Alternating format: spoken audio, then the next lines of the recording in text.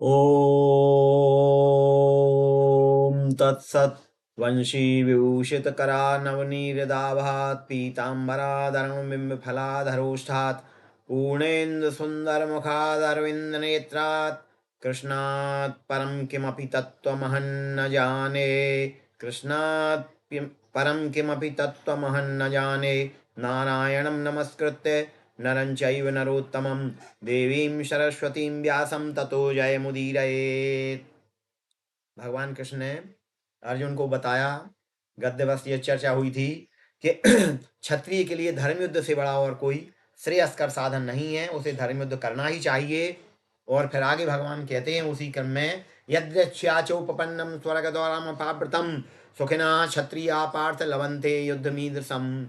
यह युद्ध धर्म युद्ध तुमको अपने आप प्राप्त हुआ है, हमने आपने बुलाया नहीं है। मैं तो कौरवों की सभा में दूत बन के गया था, मैंने दूत दौत्य कार्य किया है और मैंने दुर्योधन को बहुत समझाया, लेकिन वो कहता है नहीं, सूच्याग्रम न दास्यामी बिना युद्धे न केशव।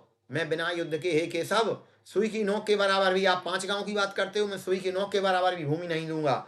तो ये युद्ध अब हमको अपने आप प्राप्त हुआ, ये धर्म युद्ध है। हम अधर्म के विरुद्ध लड़ रहे हैं, हम धर्म युद्ध लड़ रहे हैं, तो तुमको लड़ना चाहिए। इसलिए इसको हम खुला द्वार कह सकते हैं, स्वर्ग का खुला हुआ द्वार है, अपने आप स्वर्ग आपको बुला रहा है। आगे भगवान और इसमें कहेंगे, तो बड़े भाग्यशाली क्षत्रिय इसको प्राप्त करते हैं। इस प्रकार का युद्ध तुम्हें प्राप्त है तो तुम्हें युद्ध करना चाहिए। लेकिन अब दूसरा पक्ष कहते हैं, ये तो विधि बता दी, अब दूसरा पक्ष बताते हैं, अन्वय और व्यतिरेक 2 विधियां होती हैं। अब अगर तुम ऐसा नहीं करोगे तो क्या होगा, ये बता रहे हैं भगवान व्यतिरेक विधि से। अभी अन्वय था, अब व्यतिरेक समझिए। अथ चेत्तमिमं धर्मं संग्रामं न करिष्यसि तथा स्वधर्मं कीर्तिं च हित्वा पापमवाप्स्यसि।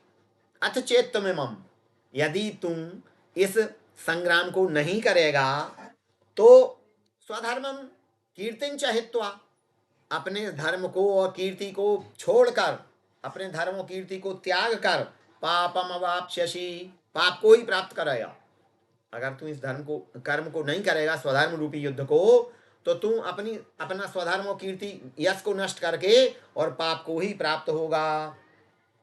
और फिर क्या होगा, अकीर्तिम चापि, आगे बताते हैं, अकीर्तिम चापि भूतानि कथयिष्यन्ति ते व्याम संभावितस्य चा कीर्तिर्मरणादतिरिच्यते। और सब लोग तेरी अव्यय कीर्ति, अपकीर्ति को कहेंगे। अकीर्तिम चापि भूतानि, समस्त जगत में यही चर्चा होगी कि अर्जुन ऐसे युद्ध को छोड़ गया, और सारे लोग इस तेरी अपकीर्ति को कहेंगे।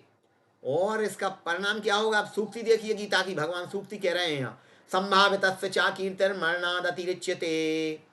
और संभावित पुरुष के लिए अपकीर्ति मरण से भी बढ़कर होती है। अगर कोई प्रतिष्ठित व्यक्ति हो और प्रतिष्ठित व्यक्ति की अपकीर्ति हो जाए तो वो उसके लिए मरने से बुरी होती है, मरण से भी बढ़कर होती है। संभावित चा कीर्तिर्मरणाद अतिरिच्यते, जो गीता की सूक्ति है। और इसी सूक्ति का अनुवाद गोस्वामी तुलसीदास जी ने मानस में किया है। संभावित कहूँ अपजस लाहू मरण कोटि सम दारुण दाहू, इसी का अनुवाद है, इसी का पद्य अनुवाद है। तो फिर भगवान ने कह दिया कि तुम प्रतिष्ठित पुरुष है, सम्मानी पुरुष है, और जब तेरी अपकीर्ति होगी तो तेरे लिए मरण से बढ़कर होगी। भयाद्राद उपरतम मश्यन्ते त्वाम महारथा ईशांच तम भवतो भूत्वा यास्यसि लाघवम। भयाद्रणाद उपरतम, भयपूर्वक रण से भागा हुआ, मश्यन्ते त्वाम महारथा, तू महारथी है, फिर भी अन्य दूसरे जो महारथी अतिरथी हैं वे तुमको युद्ध से भागा हुआ मानेंगे।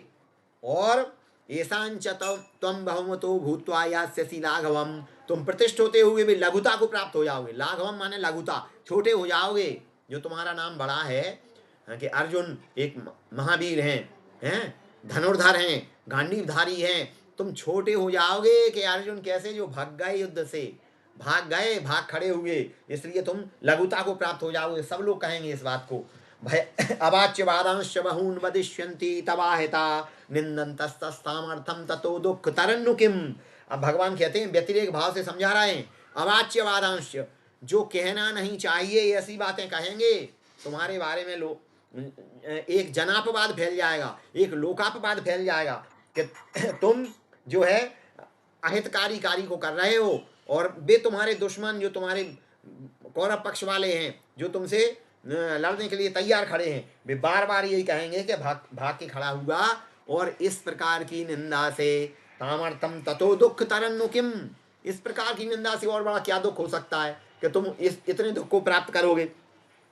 अरे मेरी बात मान जाओ, समझ लो अर्जुन, तुम्हारे दोनों हाथों में लड्डू हैं। कैसे? हतो वा प्राप्स्यसि स्वर्गम जित्वा वा भोक्ष्यसे महीम तस्मादुत्तिष्ठ कौन्तेय युद्धाय कृतनिश्चयाः। देखो तुम्हारे दोनों हाथों में लड्डू हैं।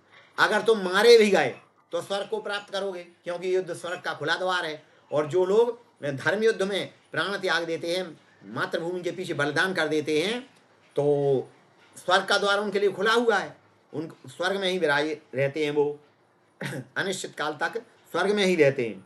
और जित्वा, अगर तुम मारे गए तो स्वर्ग को प्राप्त करोगे। दूसरा पक्ष क्या है? जित्वा वा भोक्ष्यसे महीम, और अगर तुम जीत गए, तुमने विजय प्राप्त कर ली कौरवों पर, तो तुम फिर पृथ्वी का सुख भोगोगे, राजा बन के रहोगे, युधिष्ठिर का सहयोग करोगे और राज्य करोगे हस्तिनापुर पे। ये सारे लोग अपने आप मारे जाएंगे तो तुम राज्य करोगे, युधिष्ठिर को राज्याभिषेक हो जाएगा। दोनों हाथों में लड्डू हैं, तुम क्यों चिंता करते हो? तस्माद उत्तिष्ठ कौन्तेय है, इसलिए अरे कुंती के पुत्र, तुम कुंती के पुत्र हो। मेरी बुआ कुंती बड़ी वीरांगना है, इसलिए तुम उस कुंती के माता का के नाम का स्मरण करके उत्तिष्ठ, उत्तिष्ठ माने उठ खड़े हो। उपनिषद का शब्द है उत्तिष्ठ, उत्तिष्ठत जागृत प्राप्य वरान्नि बोधत, उपनिषद का शब्द है, वो ही भगवान ने यहाँ प्रयुक्त किया है। तस्माद उत्तिष्ठ कौन्तेय युद्धाय कृतनिश्चयाः, इसलिए अरे कुंती पुत्र अर्जुन, तुम युद्ध की युद्ध की इच्छा से, युद्ध का निश्चय करके उठ के खड़े हो जाओ, युद्ध के लिए तैयार हो जाओ। जो बैठ गए थे पिछले भाग में, तो अब उनसे उठने के लिए कह रहे हैं। गांडीव रख दिया, बाण रख दिया, पिछले भाग में बैठ गए, अब कह रहे हैं उत्तिष्ठ कौन्तेय, युद्ध का निश्चय करके उठ खड़े हो जाओ। और कैसे करो युद्ध? सुख दुखे समे कृत्वा लाभा लाभौ जया जयो ततो युद्धाय युज्यस्य नैवं पापम अवाप्स्यसि। और युद्ध करने का तरीका बता रहे हैं भगवान, कैसे करो? सुख दुखे समे कृत्वा, सुख और दुख को समान समझो, ना तो सुख में ज्यादा प्रसन्न हो और ना दुख में दुखी हो। समे कृत्वा लाभा लाभौ, लाभ और हानि में भी दुखी मत हो, एक से संयत चित्त रहो, स्थिर बुद्धि रहो। जया जयऊ, स्पष्ट कह दिया भगवान ने, ये नहीं कहा कि तुम्हारी विजय होगी, जबकि भगवान सब जानते थे। जया जयऊ, जय और अजय, तुम्हारी विजय हो जाए अथवा पराजय हो जाए, तुम एक सा समझो, समबुद्धि हो जाओ। ततो युद्धाय युज्यस्य, इस प्रकार से तुम युद्ध में लगो तो तुम्हें कोई पाप नहीं लगेगा। इसके कई उदाहरण हैं।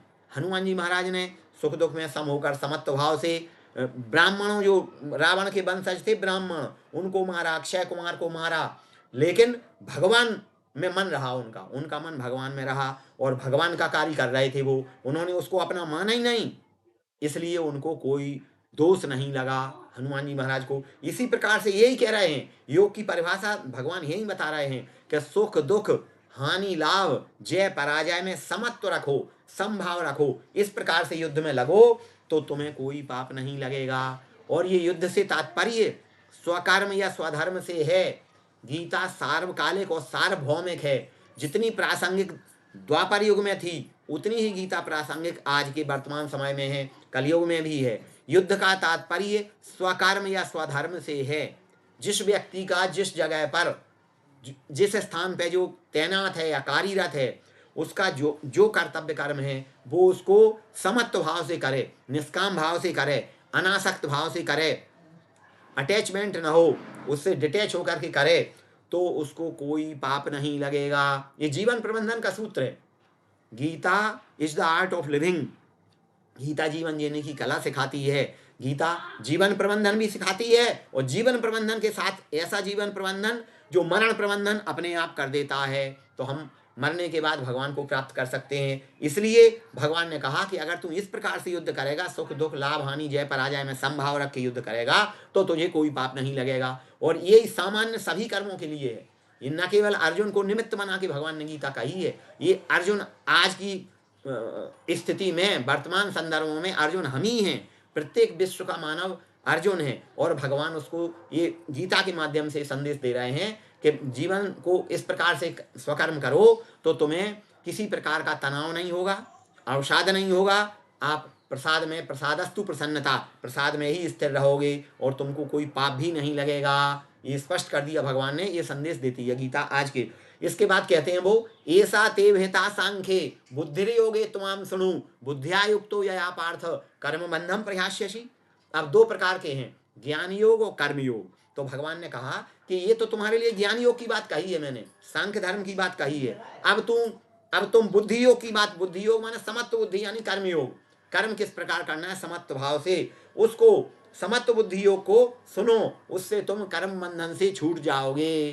कर्म बंधन ही मुख्य है, जीवधारी के लिए कर्म बंधन ही मुख्य है। कर्मणा जाए तो जंतो कर्मणैव प्रविलीयते सुखम दुखम भयम क्षेमम कर्मणैवाभिपद्यते। यानी कर्म से ही सुख होता है, कर्म से ही दुख प्राप्त होता है। हम जैसे सत्कर्म करेंगे तो सुख मिलेगा, दुष्कर्म करेंगे तो दुख मिलेगा। इसलिए ये सुख दुख ही कर्म बंधन में, हमारे कर्म ही बंधन में डालने वाले हैं। इसलिए तुम अनासक्त भाव से और समत्व बुद्धि युक्त होकर कर्म करो। ये आज के गीता विमर्श का संदेश भगवान ने हमको अर्जुन को निमित्त बना कर दिया है, वह हमें पालन करना चाहिए। अगर हम जन्म कर्म के बंधन से मुक्त होना चाहते हैं तो समत्व भाव से, अनासक्त भाव से कर्म करना चाहिए। इत्यलम। श्री कृष्णार्पणमस्तु।